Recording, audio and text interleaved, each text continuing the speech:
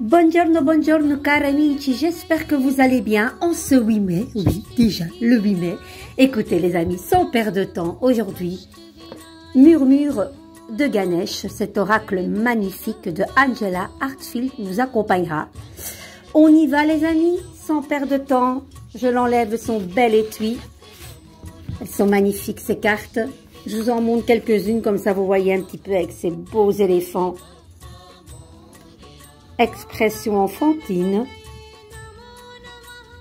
pratique spirituelle, sont belles hein, franchement. Et nous avons l'appartenance. Allez, on va aussitôt voir quelles cartes, elles sont grandes. Hein. Donc, moi je rigole souvent quand mes élèves me disent « Mais Carmen, comment tu fais? Comment tu fais ?» Ah, je dis « C'est quoique, hein, ici je suis même pas experte, regardez. Moi j'ai des amis qui brassent ces cartes et qui font un style poker, là, mais je dis, oh, il faut que j'apprenne. Et en même temps, c'est pas ma façon de faire, voilà. Soyons uniques, les amis, ne faisons pas comme les autres. Soyez vous-même, c'est ça qui fait votre particularité. Ben voilà, une petite carte tombe, mais que j'aime ça. Réalisation, et que j'aime aussi ce beau mot. Allez, on va les découvrir, sans que tout cela tombe, n'est-ce pas? Allez. Sans perdre de temps, je suis très heureuse d'être avec vous. J'espère que vous allez bien entre-temps. Allez, je prends ma petite lampe magique, pour pas dire de conneries. Peu importe ce que vous souhaitez faire ou devenir, vous accomplirez plus grâce à la connaissance. Cette représentation de Ganesh, on va la mettre plus près pour que vous l'observez comme il faut. Cette représentation, ouais, je répète, hop là, on coupe, on retourne. Cette représentation de Ganesh plongée dans la lecture symbolise l'importance de l'éducation et de la soif de connaissance. Cela peut être signe qu'une période d'études et d'apprentissage intense va se présenter à vous. Vous aurez peut-être la volonté d'en apprendre plus sur un sujet particulier et choisirez peut-être de faire appel à un enseignant qualifié dans ce domaine. J'adore. Tournez-vous vers un enseignant, un auteur, un psychothérapeute ou un conseiller spirituel. Vous découvrirez de dispenser d'excellents conseils tout en vous aidant à vous orienter seul. Je crois que j'ai passé une ligne. Non, c'est juste, j'y suis. Gardez également l'esprit qu'il existe une autre mine d'informations toujours à portée de main. Les livres. Tout ce que vous lisez reste mémorisé quelque part dans votre esprit et vous ne savez jamais quand ce savoir s'avérera utile. De plus, personne ne peut vous en défaire. Plus vous vous engrangez de connaissances, mieux vous serez équipé pour relever les défis qui se présenteront à vous. Peu importe ce que vous souhaitez faire ou devenir, vous accomplirez plus grâce à la connaissance. Traversez cette période avec curiosité et gardez l'esprit ouvert, les amis. Magnifique, on le dit tout le temps, hein. On n'arrête pas d'apprendre, je pense, hein, jusqu'à notre dernier souffle. Ouais, je trouve que c'est tellement inspirant et motivant d'apprendre.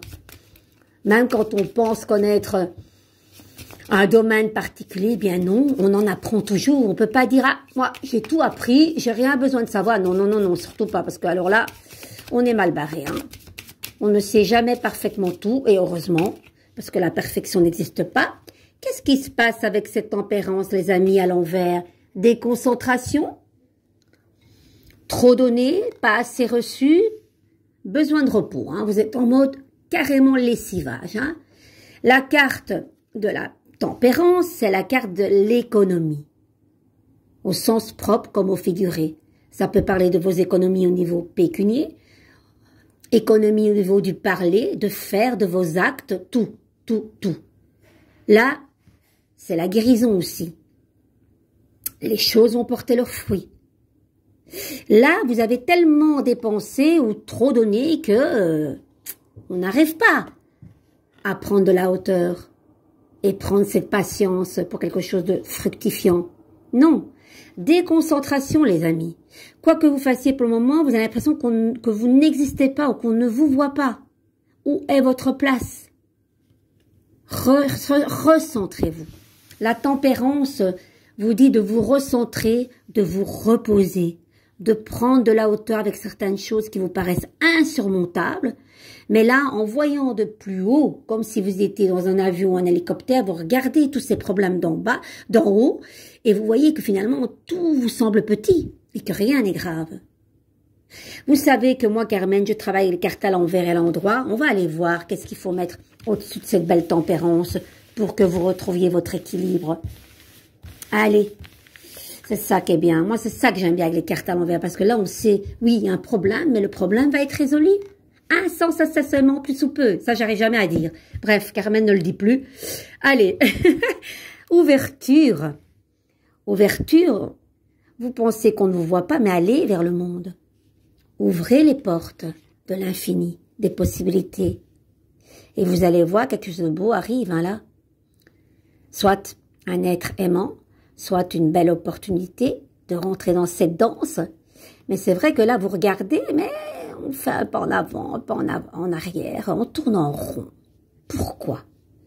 Qu'est-ce que regarde ce match? Je suis curieuse. Quelque part, c'est quelque chose du passé, quelque chose que vous avez rencontré, qui a été détruit dans le passé, où vous avez été complètement démoli. Mais moi, j'ai plus envie de me baser sur ça. On va voir qu'est-ce qu'il faut mettre au-dessus. Il faut avancer, les amis, hein. Là, vous êtes accompagné de votre chien fidèle, votre plus beau compagnon, là, le plus bel animal, on le sait, le plus fidèle, c'est le chien. Mais là, ça parle aussi de votre âme. Écoutez votre âme, avancez avec confiance. Surtout. Et vous allez trouver votre sérénité, votre paix. N'en doutez surtout pas. Et pour atteindre l'apothéose, regardez, regardez. Quelque chose de chouette qui arrive à vous, les amis. Il y a quelque chose de chouette, de bonnes nouvelles, une sérénité, un accomplissement, une reconnaissance. Vous rentrez dans ce monde. Regardez. Et l'équilibre revient dans tous les sens. Les amis, ne perdez pas espoir. Vous savez, des fois, quand on croit qu'on est dans un trou, eh bien, c'est pour vous titiller, de vous dire, ben oui, tu dois passer par là, mais tu vas voir, tu vas en sortir encore plus forte. N'en doutez pas. Qu'est-ce qu'on va faire avec ça? On va compléter avec ce beau mandala, ces couleurs tellement belles.